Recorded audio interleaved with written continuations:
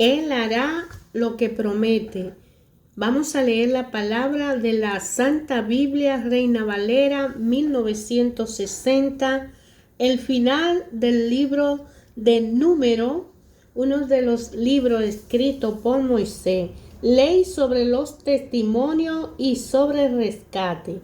Estas cosas os serán por ordenanza de derecho por vuestras edades en todas vuestras habitaciones.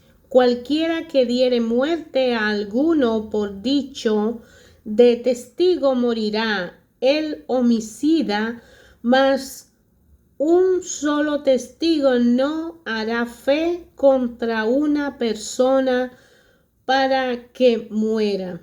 Y no tomaréis precio por la vida del homicida, porque está condenado a muerte, indefectiblemente morirá.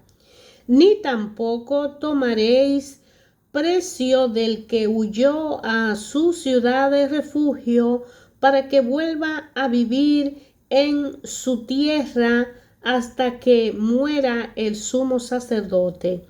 Y no contaminaréis la tierra donde estuviere, porque esta sangre amancillará la tierra, y la tierra no será expiada de la sangre que fue derramada en ella, sino por la sangre del que la derramó.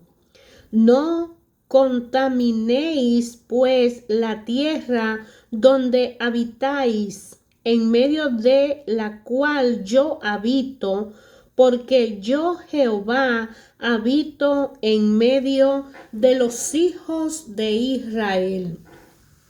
Ley del casamiento de las herederas. Llegaron los príncipes de los padres de la familia de Galaad, hijo de Maquir, hijo de Manasés, de la familia de los hijos de José, y hablaron delante de Moisés y de los príncipes jefes de las casas paternas de los hijos de Israel.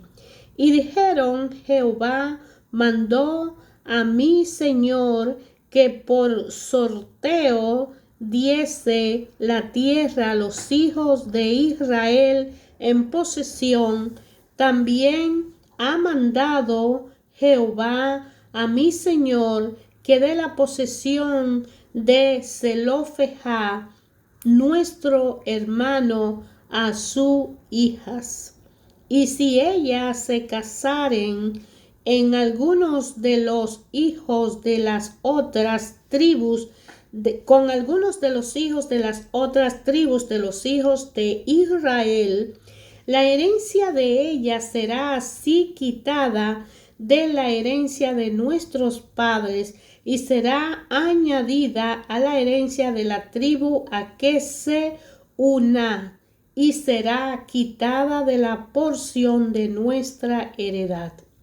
Y cuando viniere el jubileo de los hijos de Israel, la heredad de ella será añadida a la heredad de la tribu de sus maridos, así la heredad de ella será quitada de la heredad de la tribu de nuestros padres. Entonces Moisés mandó a los hijos de Israel por mandato de Jehová, diciendo: la tribu de los hijos de José habla rectamente. Esto es lo que ha mandado Jehová acerca de las hijas de Zelofejad, diciendo: cásense como a ella les plazca, pero en la familia de la tribu de su padre se casarán, para que la heredad de los hijos de Israel no sea traspasada de tribu en tribu, porque cada uno de los hijos de Israel estará ligado a la heredad de la tribu de sus padres. y cualquiera hija que tenga heredad en las tribus de los hijos de Israel con algunos de la familia de la tribu de su padre se casará para que los hijos de las tribus posean cada uno la heredad de sus padres, y no ande la heredad rodando de una tribu a otra, sino que cada uno de las tribus de los hijos de Israel estará ligada a su heredad. Como Jehová mandó a Moisés, así hicieron las hijas de Zelofehad, y así Mahla, Tirsa, Hogla, Milca y Noa, hijas de Zelofehad, se casaron con hijos de sus tíos paternos. Se casaron en la familia de los hijos de Manasés, hijo de José, y la heredad de ellas quedó en las tribus de la familia de su padre.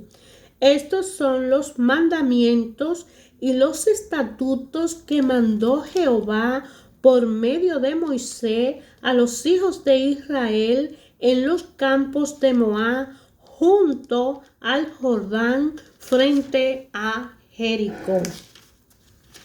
Hermanos, ayer, hoy, siempre, Dios Padre habla a través de su palabra a su creación en diversa forma y a todo y cada uno de nosotros de una forma directa, personal y particular. Este libro de Número, libro cuarto de Moisés, que viviendo en el desierto fue anotando todas las cosas extraordinarias que Dios estaba haciendo con el pueblo de Israel cuando lo sacó de la esclavitud. Y desde antes Moisés escribió, porque la historia se transmitió de hijo a padre, y fue llegando esa historia hasta manifestarse en el clamor de los esclavizados en Egipto, que eran los hijos de Jacob, y que fue llamado el Israel porque ya tuvo una experiencia especial con Dios. Y Dios le había prometido a Abraham que su descendencia iba a heredar una tierra que emana leche y miel. Cuando ellos fueron esclavizados, no eran un pueblo que tenían normas y solamente estaban disponibles para ser esclavos y solo sabían las reglas y las leyes de la esclavitud. Pero Dios, al escuchar su clamor, le da un líder y le da un sacerdote, le da un orden y le da una vía, un cambio de vida que pasa a cada uno de nosotros cuando Dios nos llama en un momento determinado en el transcurso de nuestras vidas y nos hace un llamado especial para un cambio radical en nuestro destino y nuestra vida. El libro de Moisés, de Número, empieza haciendo un censo de Israel en el Sinaí, sacando a cada israelita de Egipto. Empieza un censo en el desierto. Viene el nombramiento de los levistas, que eran las personas elegidas para trabajar con el sacerdote y los asuntos directos con el santuario, con la relación con Dios y todo lo relacionado a la coordinación de hacer el cumplimiento de las reglas. Se preparan los campamentos y los jefes de las tribus que al formarse en el Sinaí, en el censo, desde los padres patriarcales que vienen a ser los jefes de familia de los descendientes de los 12 hijos de Jacob. Empieza un censo y los deberes que tiene cada levita para hacerse cumplir, con el rescate de los primogénitos de cada casa o de cada padre patriarcal. La tarea de los levistas viene a esclarecerse que tiene que hacer un levita, por qué es llamado levita y a qué va a servir el levita. Todo lo que está relacionado con lo que no está bien, con lo que no es correcto, es echado fuera del campamento. Ya hay una ley sobre la restitución y ya empiezan las leyes sobre los celos y las leyes sobre el voto de los nazareos, la bendición sacerdotal, la ofrenda para la dedicación del altar. Aquí en el voto de los nazareos o personas que se dedican para servirle al Señor y cómo prepararse con una bendición sacerdotal. Esa bendición viene desde el Antiguo Testamento hasta nuestros días, cuando una persona decide consagrarse en un celibato al Señor y está preparado por la comunidad sacerdotal o la comunidad administrativa de la organización de la iglesia y recibe una bendición especial. Jehová habló a Moisés diciendo: habla a Aarón y a sus hijos y dile: así bendeciréis a los hijos de Israel, diciéndole: Jehová te bendiga y te guarde. Jehová haga resplandecer su rostro sobre ti y tenga de ti misericordia. Jehová alce sobre ti su rostro y ponga en ti paz, y pondrán mi nombre sobre los hijos de Israel y yo lo bendeciré. Empieza entonces una ofrenda para la dedicación del altar. Luego Aarón enciende las lámparas y viene la consagración de los levistas y hacen una celebración de Pascua. Es como una continuidad que hasta estos tiempos las organizaciones en la iglesia hacen algo así parecido, una continuidad. La nube sobre el tabernáculo era una señal de que Dios estaba presente y le daba un llamado o le avisaba de algo. La trompeta cuando Jehová habló a Moisés diciendo: hazte 2 trompetas de plata, de obra de martillo las hará, las cuales te servirán para convocar la congregación y para hacer mover los campamentos. Entonces, cuando él se parecía en una nube y sonaban la trompeta, era un aviso de que el Señor habló y había que obedecerle. Todavía ahora, cuando suena la trompeta, nuestro corazón se pone jubiloso y atento, aun cuando estamos en la congregación de la iglesia que nos corresponde, sentimos a Dios presente. Los israelitas salen del Sinaí y Jehová envía codornices para alimentarlo en aquel desierto inhóspito, sin comida, sin agua. Le envía maná y lo sustenta.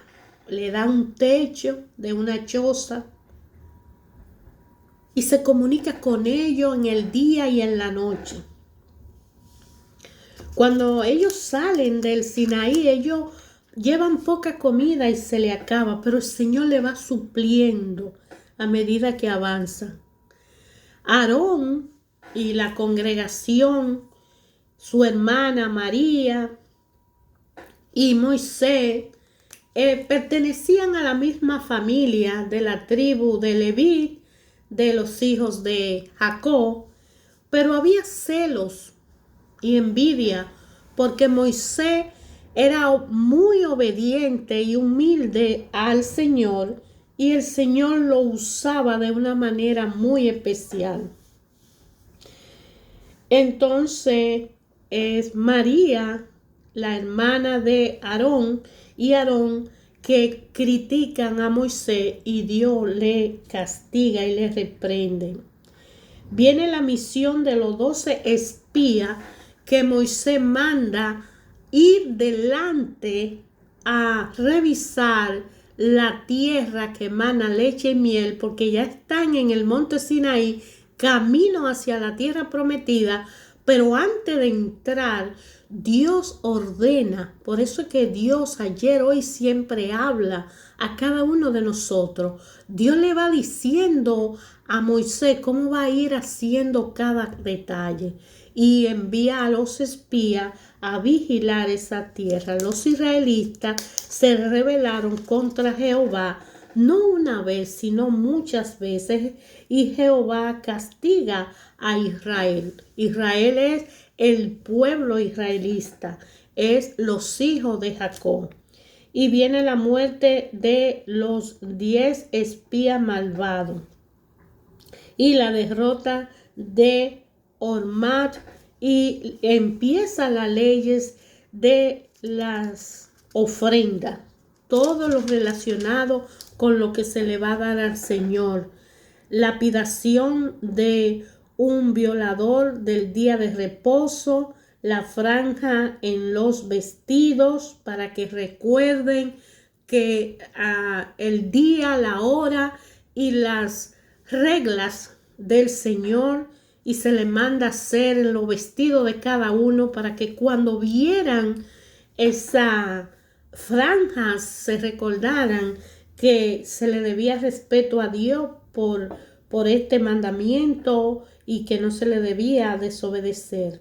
La rebelión de Coré viene por un sentimiento de egoísmo, de envidia, de orgullo y de ser una persona testaruda, una persona rebelde. Coré, que pertenecía a la misma tribu de Moisés, hace una conspiración con varias personas para ir en contra de Moisés porque siente celo y él piensa que Moisés está tomando decisiones personales por sí mismo, y sin embargo Moisés se está dejando guiar de Dios para continuar el proceso y llevar a su término a los israelitas a la tierra prometida. Entonces viene la rebelión de Coré y después la vara de Aarón florece. Cuando Coré se enoja porque lo hicieron levita y no sacerdote, porque Dios da a cada uno lo que cada uno es capaz de hacer o para lo que Él decide que seamos útiles, aunque tengamos otro talento, pero debemos ser obedientes y fiel a la decisión de Dios. La vara de Aarón florece porque había celos de que por qué Aarón había sido elegido sacerdote si ellos, muchos, eran mejor y más obedientes que Aarón. Pero el Señor decide cuando Él quiere quién va a hacer lo que Él decida hacer, no nosotros. Y Dios mandó a Moisés que pusieran unas varas, unos ramos en el altar y que lo dejaran por un tiempo. Entonces, cuando fuera el momento de revisar esa rama, la que tuviera flor, esa era la rama de quien Dios había elegido para que quieras continuar el sacerdocio. Y la rama de Aarón es la que florece. Sin embargo, Aarón no era un hombre totalmente creyente, aunque nació dentro, hijo de Anra y Jocabet, hermano de Moisés y hermano de Miriam, que también era una evangelizadora, pero Aarón es el que menos cree porque ve mucha injusticia en la esclavitud y Dios lo elige a él precisamente para que sea el sacerdote. Entonces comienza el sostenimiento del sacerdote y levita, la purificación de los inmundos y las aguas de la roca. Muchas veces nosotros creemos que para amar y respetar a Dios en cualquier momento estamos dispuestos y Dios exige que la purificación sea con nosotros antes de presentarnos a su presencia, porque nos hizo puro y nos hizo capaces de tener una relación con Él, pero el pecado del mundo y el descuido, la falta de disciplina y muchas veces la falta de conocimiento nos hace ser una persona incapaz de ser pura, perfecta y disciplinada, porque Dios es un Dios de orden y exige que cada uno de nosotros sea tan perfecto como Él. Es muy difícil humanamente ser perfecto, pero Dios así quiere que hagamos un esfuerzo y nos instruye. En este libro de Números, Moisés deja ver cómo purificarse como ser humano ante un Dios tan disciplinado, tan ordenado, tan puro y tan purificado. El agua de la roca. En este lugar, ellos tienen sed en el Sinaí, en el monte, y Moisés está desesperado porque todos acuden a Moisés a exigirle, mas sin embargo, viendo que Dios está haciendo la obra, no se unen en oración para pedirle a Dios, sino van a exigirle a Moisés, y Moisés se desespera y va a la oración con Dios y Dios le manda que toque una roca, pero que le glorifique delante del pueblo, para que el pueblo vea que no es Moisés quien hace la obra, sino él a través de Moisés. Y Moisés, enojado, olvida esa parte, toca la roca con rabia y dice, a ver y si sale agua de esta roca. Y todos bebieron y se saciaron, pero nadie dijo, gloria al Señor, gracias al Señor, fue el Señor que nos dio el agua. Y pasa con cada uno de nosotros que a veces olvidamos que todo es por gracia.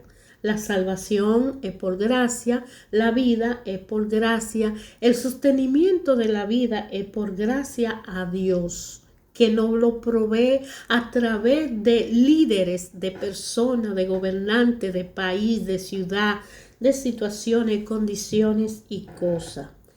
Edom, ciudad, rehúsa dar paso a israelita.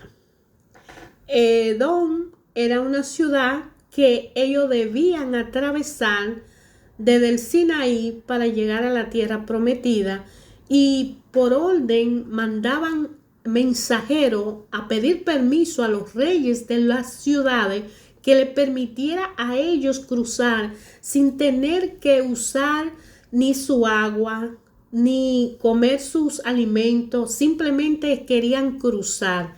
Por eso ellos tuvieron que pelear, porque muchos de los reyes de esas ciudades no le permitían el cruce debido a que tenían miedo que se apoderaran de su ciudad y no lo consideraban apto, sino que se negaron. Por eso Moisés y toda su gente tuvieron que pelear en el transcurso del camino hasta llegar a la tierra prometida. Dios lo capacita, Dios lo prepara para que ellos hagan frente y ellos vencen hasta llegar a ese lugar. Porque Dios tiene un plan y un propósito con cada uno de nosotros. Si Él dijo que algo es nuestro y Él lo prometió, Él lo cumple. Por eso Él hará lo que promete. Llega el momento en que Aarón muere en el monte Hor. El rey de Arad ataca a Israel. Cuando llega el momento que Aarón ya está llamado a irse con sus antepasados, Dios se lo avisa a Moisés y eligen a Eleazar, su hijo, como el sacerdote principal. Y entonces queda Aarón ahí y ellos se van a otra ciudad, Ará, que es atacada por los israelitas porque no la dejan pasar. Luego viene la serpiente de bronce. Los israelitas estaban muy rebeldes y al pasar por el monte de Hor, habían muchas serpientes. Ellos fueron atacados, muchos de ellos. Y Dios le envía a Moisés que para protegerlo, porque muchos no tenían esa fe, hiciera una serpiente de bronce, que todo aquel que mirara esa serpiente de bronce se sanara de la mordedura de una serpiente. Y los israelitas rodean la tierra de Moab. Ahí llegan ellos ya a Moab. Israel derrota a Sejón. Sejón, rey de todas esas tierras que negaron el paso de los israelitas para llegar a la tierra prometida, porque al ellos impedirle el paso, pues ellos tenían posesión de esa tierra y Dios ya la había prometido, y quitársela a ellos. ¿Por qué razón se la quería quitar? Porque ellos no eran merecedores de esa tierra, y Dios, cuando nos da un talento y no lo usamos, no lo quita y se lo da a otro que está usando lo poco que tiene.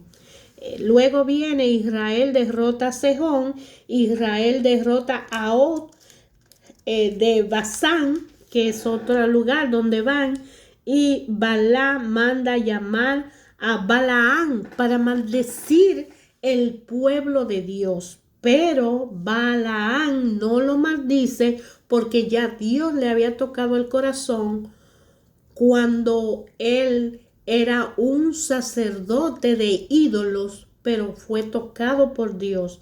Y Dios dijo a través de su ángel a Balaam que él iba a decirle a Balaam lo que Dios pusiera en su corazón. Balaam lo usaba. Balaam era un rey malo y adorador de ídolos que mataba niños para sacrificárselo a los dioses. Y en ese lugar, en esa tierra, había maldiciones y por ahí tenía que cruzar el pueblo de Dios. Y este rey mandaba a maldecirlo, pero no lo maldijeron porque solo había bendición en ese pueblo. Entonces Balaam, que no entendía tampoco tanto los designios de Dios, se encuentra con su asna que le habla, porque el ángel está presente y lo hace decirle a Balaam lo que Dios le pone. Entonces Balaam bendice a Israel, en vez de maldecirlo, él lo bendice. Y la profecía de Balaam, que se convierte en ese tiempo en un profeta. Entonces el censo del pueblo de Moab, el orden para la repartición de la tierra, el censo de la tribu de Leví, Caleb y Josué sobreviven de los espías que iban, porque fueron los únicos que se mantuvieron positivos y firmes en el Señor, de que aunque esa tierra que emana leche y miel era muy peligrosa porque habían gigantes y era muy difícil, y según los israelitas iban a ser ellos víctimas de aquellos pobladores, pues Caleb y Josué se mantuvieron positivos en todo momento, obedeciendo a Dios, y Dios por eso lo dejó con vida, y todos los otros que temieron y no confiaron en Dios murieron. Luego vienen las ofrendas diarias, las ofrendas mensuales y el día de reposo, ofrenda de la fiesta solemne. Ya esto es cuando está la ley de los votos, que ya ellos están cerca, ya en la tierra prometida, ya allí empieza a manifestarse toda los planteamientos. Ya no son cualquier ser humano, ya son una nación que han llegado a ocupar una tierra prometida que emana leche y miel, y allí se necesita orden, disciplina, obediencia, purificaciones, se necesita respeto por el prójimo, por sí mismo, respeto a Dios. Ya se instala la obediencia a ese santuario, a esa presencia de Dios, y la repartición de los botines en la guerra no le pertenecen a los soldados, sino que son para el santuario, y los grandes gobernantes de las tribus reparten esos bienes entre lo que Dios le va inspirando. Y Números es un libro largo donde redacta todas las leyes de la herencia de cada uno de ellos, lo que hacen los levistas, las ciudades refugio que fueron dentro de cada tribu. Dentro de las 12 tribus se crearon 12 ciudades de refugio para que los que vivieran en una tribu y sin querer mataran a alguien, se fueran a la ciudad de protección para que no lo mataran. Si fue sin culpa matar a la víctima, pero si lo hizo a propósito es juzgado. Entonces vienen las leyes de la herencia de los levistas, que hay una ley: el sacerdote, el predicador, el pastor. O sea, desde el Antiguo Testamento, en el libro de Números, vemos que la herencia del que trabaja para la obra del Señor es el Señor. Esa es su porción de la herencia. No tiene una tierra prometida para él, sino es el Señor. El misionero, el que toma el evangelio para evangelizar, para enseñar y trabajar, no tiene una tierra que le pertenezca, pues solamente el Señor es su parte en la herencia. Empieza con la herencia de los levistas. Y así sucesivamente en el libro de Números vemos cómo las leyes se empiezan a cumplir, y cómo hacer y ejercer el sacerdocio, y cómo ser un levita y cómo pertenecer a levistas, que ahora en estos tiempos son las comunidades religiosas dentro de las organizaciones de la iglesia, que son los que leen la palabra, los que trabajan en la evangelización, los que oran por los enfermos. En aquellos tiempos eran llamados levistas. Ahora son laicos y otros son ancianos. Cada iglesia, cada religión tiene una organización donde el principal es el sacerdote, o el director, o el predicador, o el pastor, y los que ayudan como comunidad en cantos, en organizar la evangelización, son en aquellos tiempos llamados levistas, en estos tiempos laicos. Hermano, te invito a leer el libro de Números y escudriñar las escrituras, a descubrir en tu corazón qué te dice la palabra de Dios cuando tú la lees, hermano.